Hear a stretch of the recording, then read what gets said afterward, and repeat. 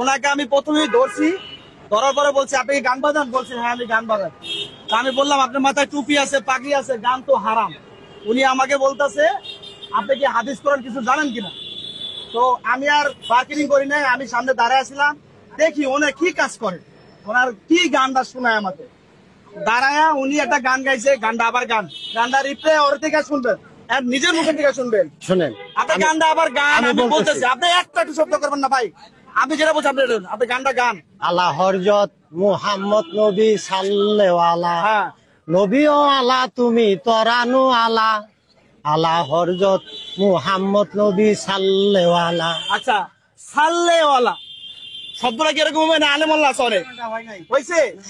আর মোহাম্মদ সাল্লাল্লাহু আলাইহি সাল্লামের নাম যখন নিবে কি বলতে হয় ভাই বলেন তো একবার, কি বলতে হয়? তাহলে উনি যে মিডিয়ার সামনে এই যে গানটা যে গাইতেছে, এই যে হাজারো মানুষ ভিডিও করতেছে, এটা তো বুঝি না। তাহলে না বুঝলে আপনি আমাকে কেন বললেন যে আমি হাদিস বুঝি কিনা? না, এটা আমার ভুল হয়েছে, আমি আপনার কাছে মাফ চাইলাম। যার জীবনে এই গান গাইবেন না আমি আর গাবো না, মাফ চাইছি। মাপ চাইছেন, ভালো করে মাপ চাইছেন, আমার ক্ষমা করে দেন। আচ্ছা মিডিয়ার সামনে বললা দেন এটা করছি আমি অন্য না, বলছি